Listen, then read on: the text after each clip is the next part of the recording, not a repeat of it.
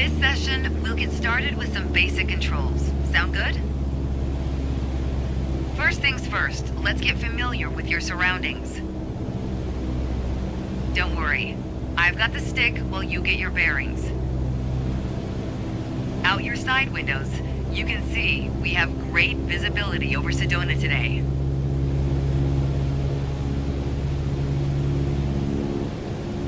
This is Red Rock territory.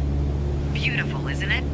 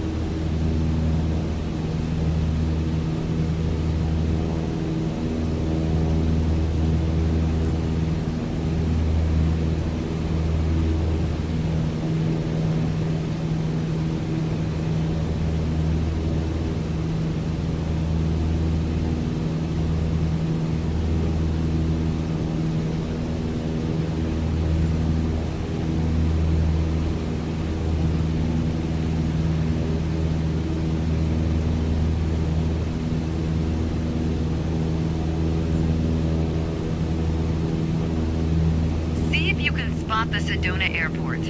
The runway should be a pretty easy landmark to find.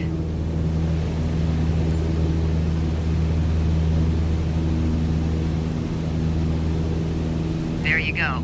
Visual confirmation on the airport. Now that we're oriented, it's your turn. Time to fly this bird. The first control on our training list is the yoke. I still remember my first instructor saying the yoke is like a steering wheel. Almost.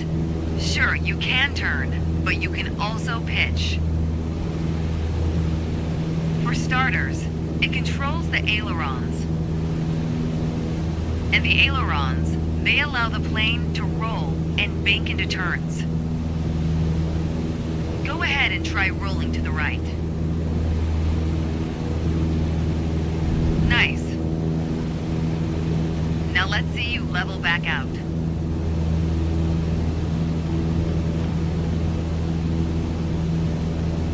Good. Of course, the yoke also controls the elevator. And the elevator affects the plane's pitch, right? Pull back on the stick, the plane starts to climb. Give it a shot. The most valuable things in aviation are speed and altitude. But notice, when you're pitching up, your speed is decreasing. You could add more power. Or for now, let's just pitch down. Just like that, your speed's picking up again as the nose pitches down. As you level back out, let's talk about another control, the rudders at your feet. Rudder pedals control the aircraft's side-to-side movement, also known as yaw. On the ground, those pedals are going to steer the plane left or right. Up here, they properly align us during turns. Try them out and watch the plane's nose skew to either side.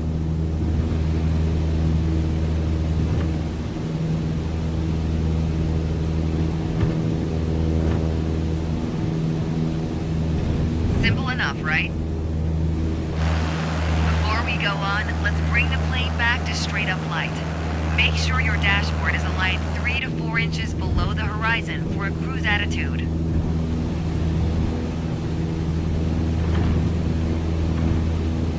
Okay, the last thing we're gonna cover now is the throttle. If you have the need for speed, then the throttle's for you. Full control over the power output of the engine.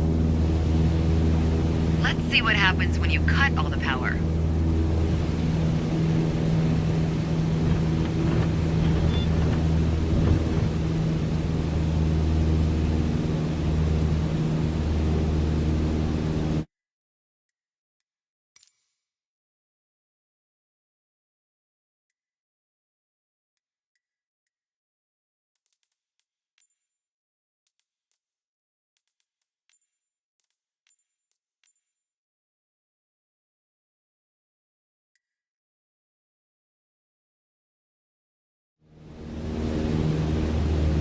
Surprise, surprise, our altitude is decreasing. This might be a good time for a piloting PSA. Always keep an eye on your surroundings, because nobody likes a low-flying duck. Alright, let's go ahead and throttle back up. There you go. Speed is increasing, and as long as we maintain the same attitude, our altitude will keep climbing too. You're really getting the hang of your controls. Before long, you won't even need a co-pilot. Until then, if you want help with the radio or checklists or simply flying the plane, I'll be here. You can pass me the controls when you're ready to finish your session, or keep flying. It is a great day after all.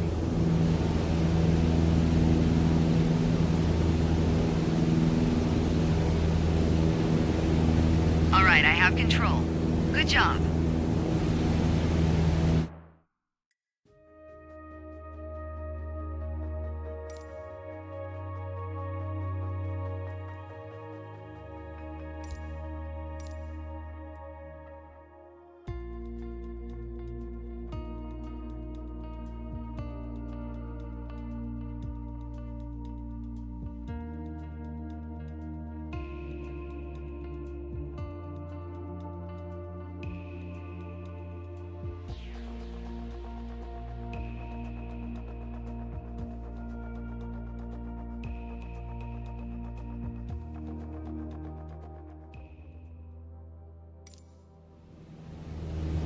Today we're talking about attitudes of flight, how your plane is oriented relative to the horizon.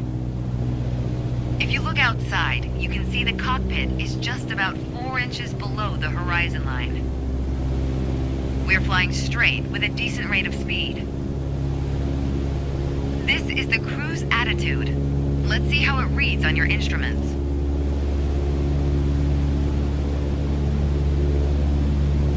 Take a look at the attitude indicator. As the name implies, it shows your current attitude. The white line is the horizon, with the sky above and the ground below. That orange element in the middle, aligned with the horizon, that's your plane. Just like we saw outside, our current attitude reads pretty much straight and level. Okay, now let's see how much power the engine's generating. Check your tachometer. Looks like we're pushing around 2,300 revolutions per minute. Combined, attitude and engine RPMs translate to aircraft performance.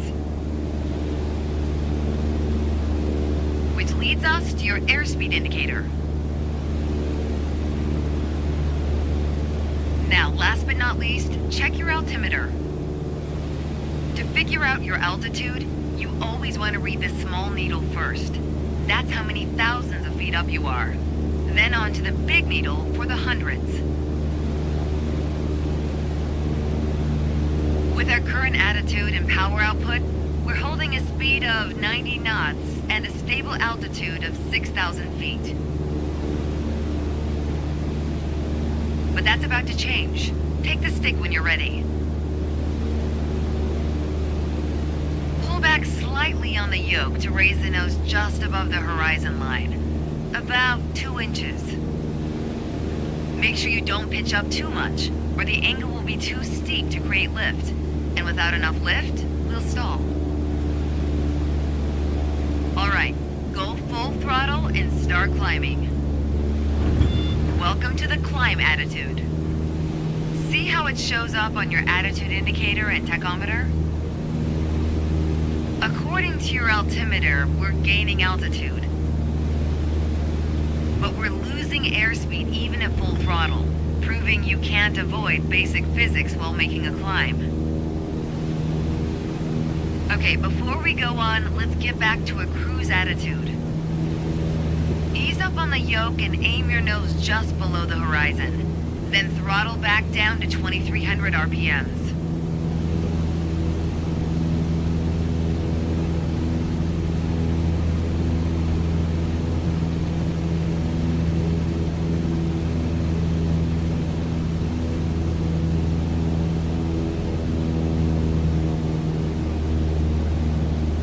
Nice job. We're now set up with the same attitude and power we had at the top of our lesson. Next up is the descent attitude. Start by reducing your RPMs to 1,800. Then drop the plane's nose a bit further below the horizon.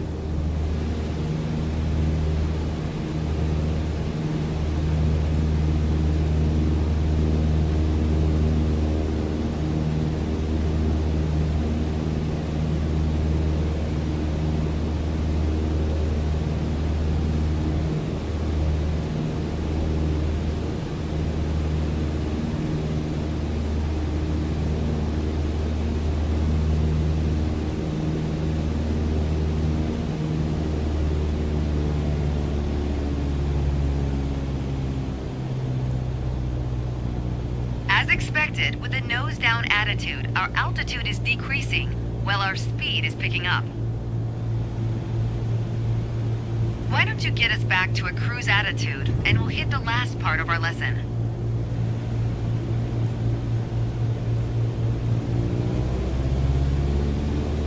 There we go.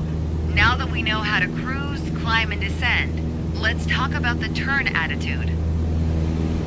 Gently pull the yoke left or right to start rolling the plane.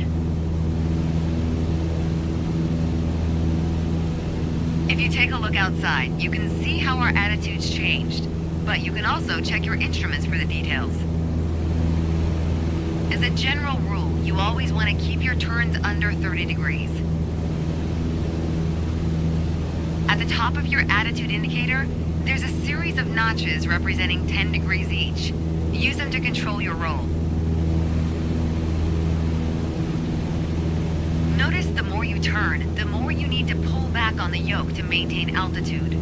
When you're rolling out, you'll need to do the opposite. Roll and push at the same time.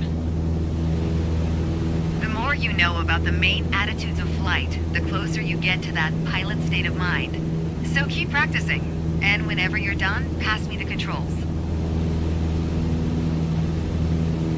Thanks, I've got control now. Well done.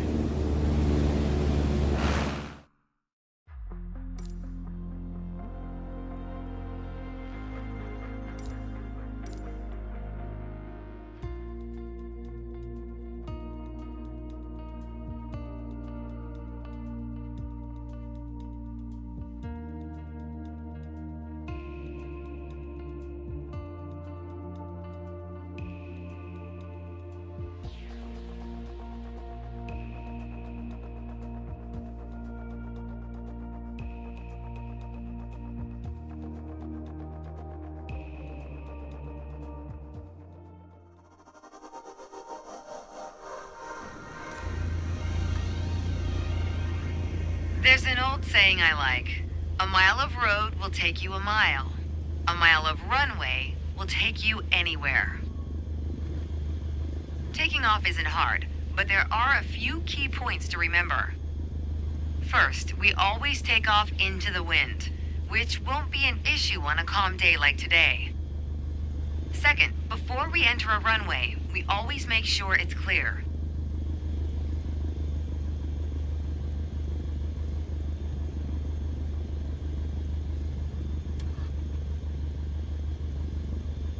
Everything looks good, no cross traffic. Go ahead and taxi into position.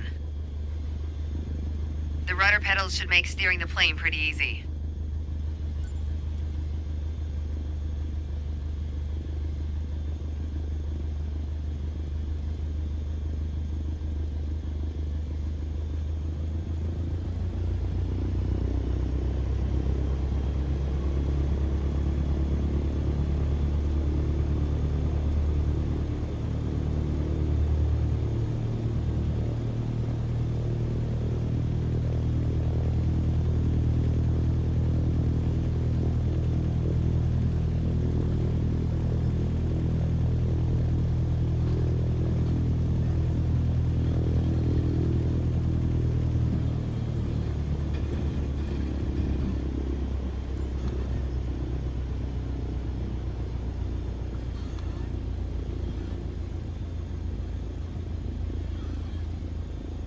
All right, let's do this. Apply full power and I'll walk you through the takeoff as we go.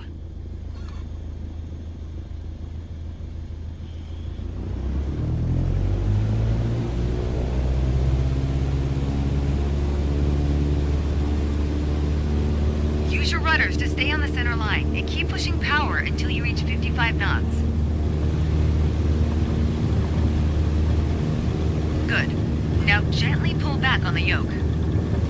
Line up the top of your instrument panel so it's a couple inches above the horizon. That'll pitch us up and set a good climb attitude.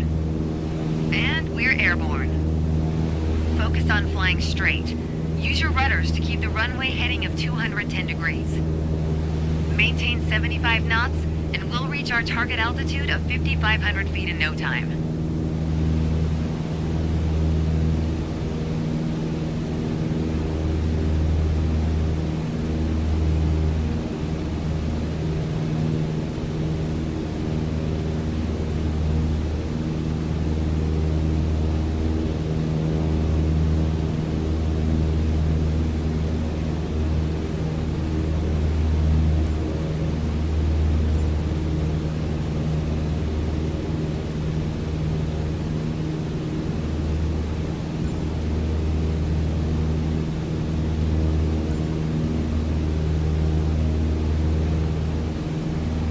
Ah, 5,500 feet. A nice, safe altitude for part 2 of our lesson. Straight and level flight. First step here is adjusting our attitude. We're in a cruise attitude, pushing max power. To stay level at our target altitude, let's start by easing the throttle back to 1,800 RPMs.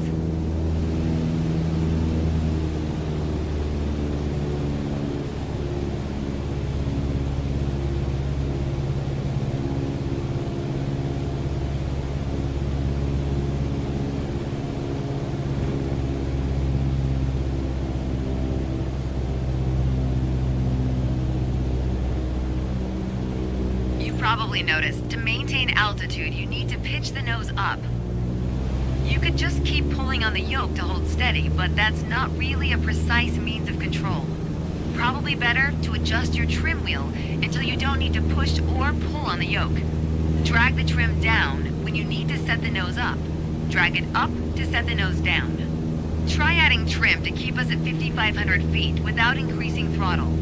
If you feel our pitch slipping and need to get back to the proper attitude, don't worry. Just pull on the yoke, then dial in the right trim.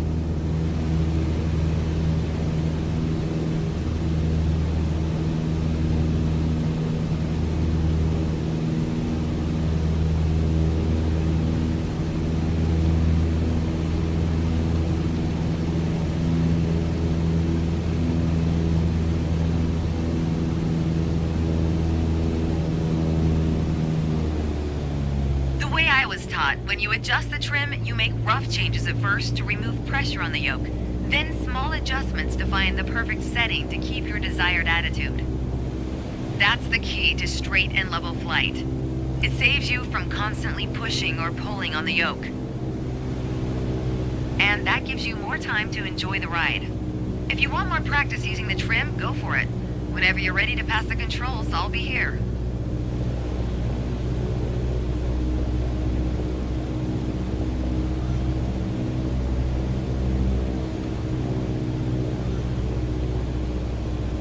Okay, I have control. Hope you enjoyed the lesson.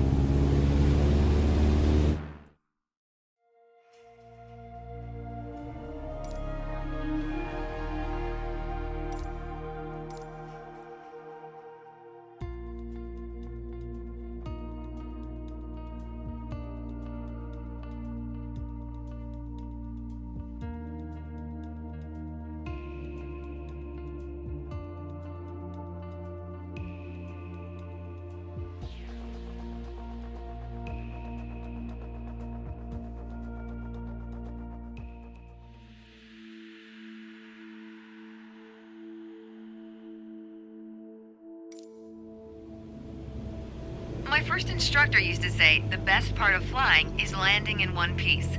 The man was a terminal pessimist, but he wasn't wrong. Today, you're in charge of bringing us in for a safe landing. We've got clearance for a straight-in approach, so we don't have to complete the standard traffic pattern. And I've already set us up in landing configuration at 65 knots with 10 degrees of flaps and idle power. We're on the glide slope now. Maintain speed around 65 knots. Change your pitch if you need to, and keep your aim point on the runway number. When you're targeting the runway number, you want to keep it steady in your sights. If it looks like the number's moving up in your windscreen, you're coming in low. You'll need to add a bit more throttle to get back on the slope. If it looks like the number's moving down in your windscreen, well, then you're too high. You'll need to add flaps to increase your rate of descent, but you'll also need to push forward and trim to change your attitude and maintain the same speed.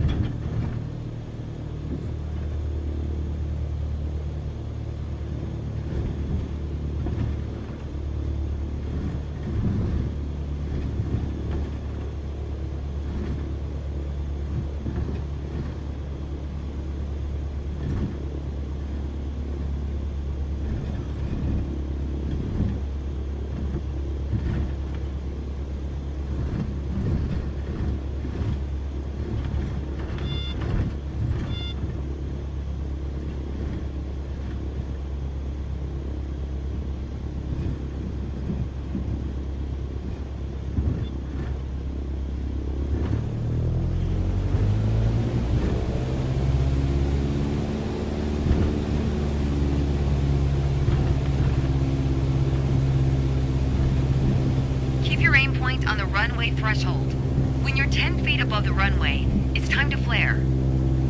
Once we pass the threshold, shift your aim point to the end of the runway. Then, pull back slightly on the yoke to aim the nose just above it.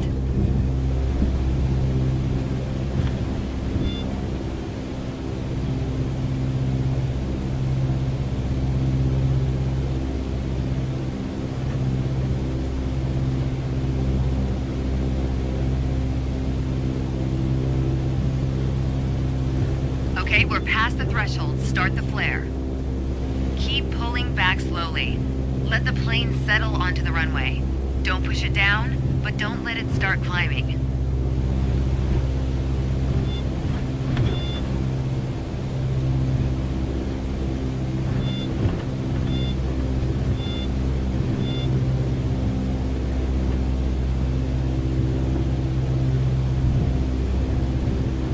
Nice. Now apply the brakes to slow us down and bring the plane to a stop.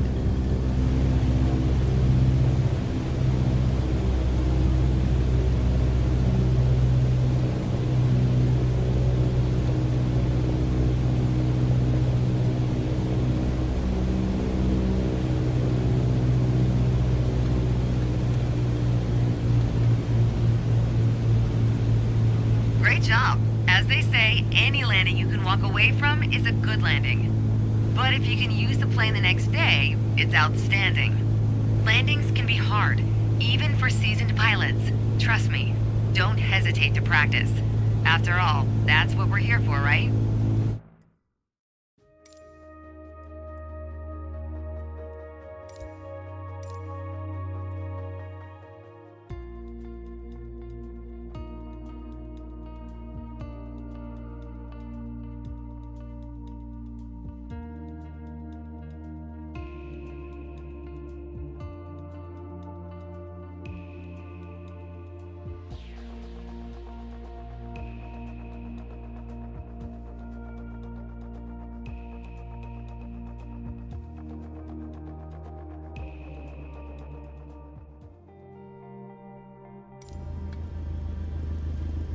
Let's be honest, no one likes going around in circles, unless you're a pilot training on traffic patterns.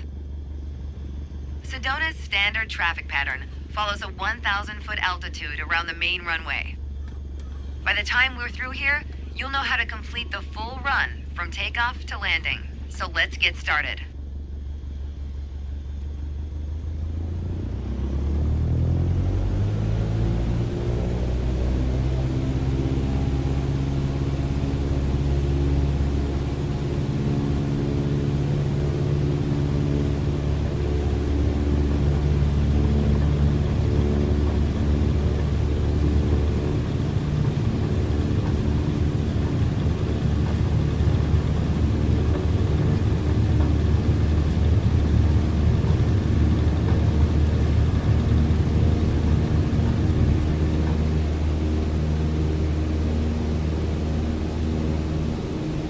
When we're up, keep us aligned with the runway and climb to 5,400 feet. We're going for a left-hand traffic pattern.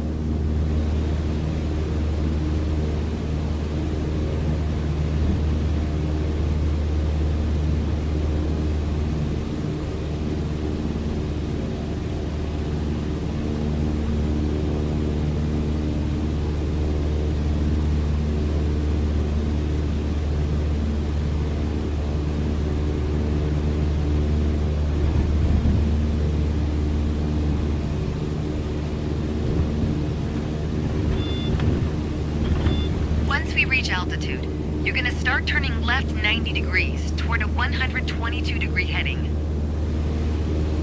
Okay, we're in the pattern. Get ready to enter the crosswind section. Good. Keep going till you reach the traffic pattern altitude of 5,700 feet. Ready to make your left turn downwind? When the runway appears at the halfway point of your wing strut, you'll know you're at a good glide distance.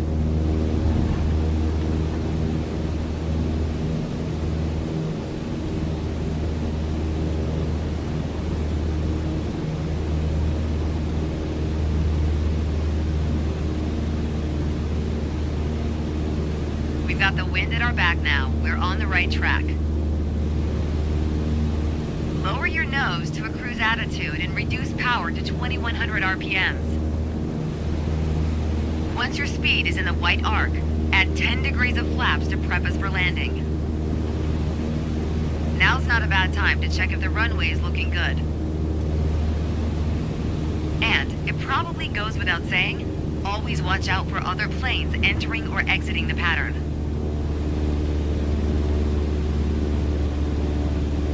We're gonna fly past the end of the runway here. Keep going until you see it at a 45-degree angle behind you. That's your cue to turn left again, onto the base leg.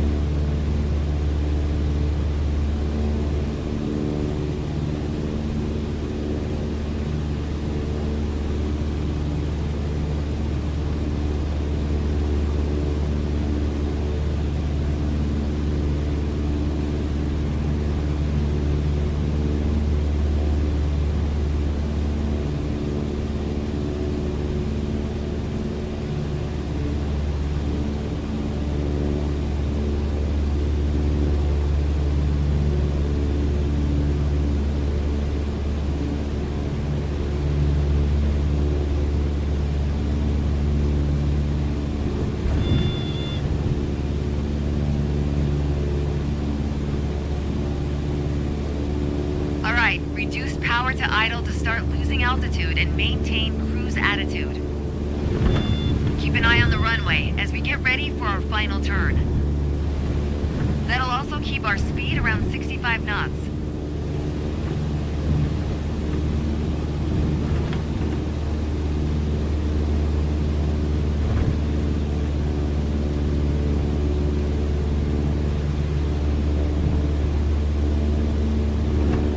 There we go. The runway's in full view. Make sure to keep the plane centered on approach. If you're too high, add flaps. Too low, add power to maintain the glide path.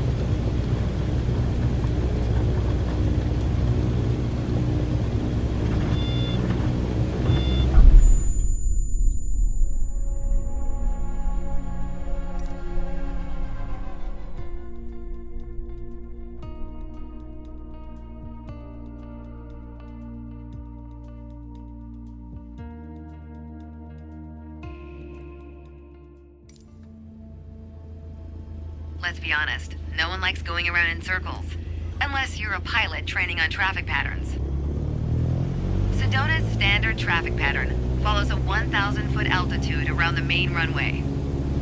By the time we're through here, you'll know how to complete the full run from takeoff to landing. So let's get started.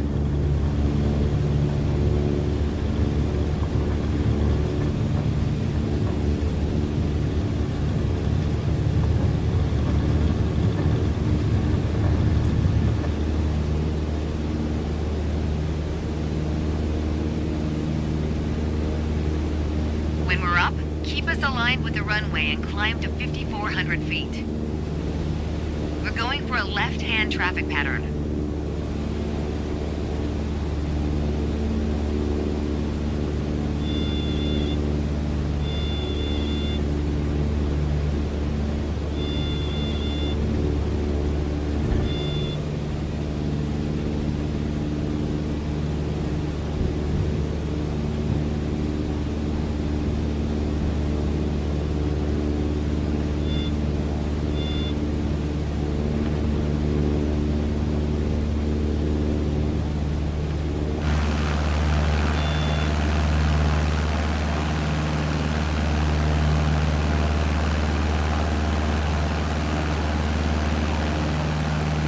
Reach altitude, you're gonna start turning left 90 degrees toward a 122-degree heading.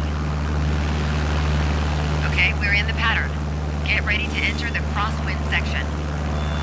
Good. Keep going till you reach the traffic pattern altitude of 5,700 feet. Ready to make your left turn downwind? When the runway appears at the halfway point of your wing struts, you'll know you're at a good glide distance.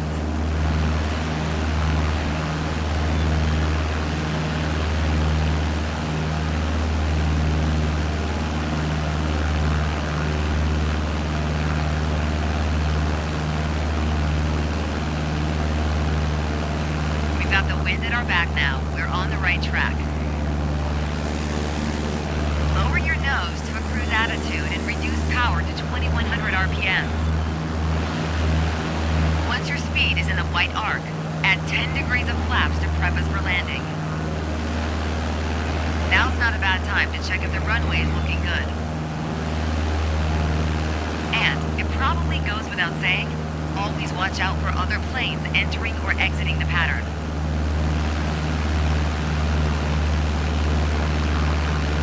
Fly past the end of the runway here. Keep going until you see it at a 45-degree angle behind you. That's your cue to turn left again, onto the base leg.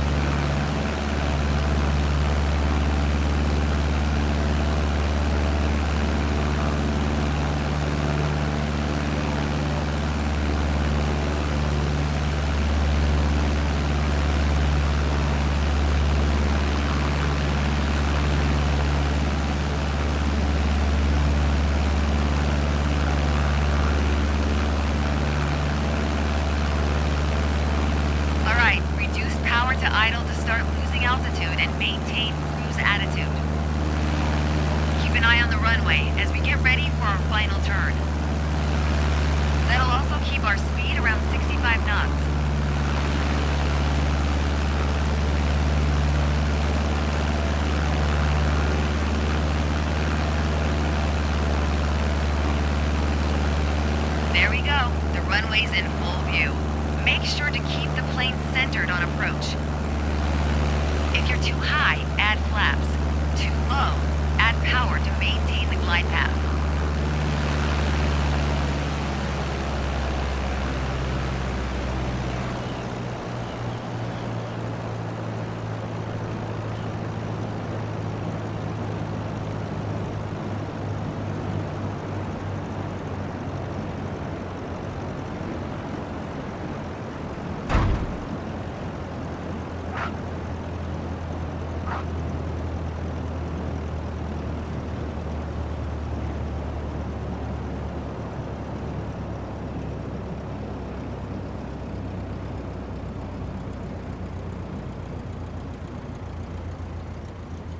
Way to stick the landing. Now, just apply the brakes to slow your roll.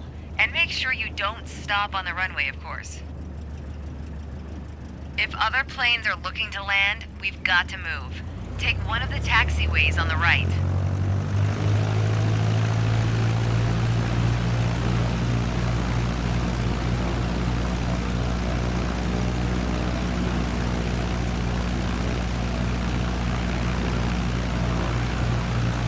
Job. As an old instructor said to me, not only did you not die, you're really learning to fly.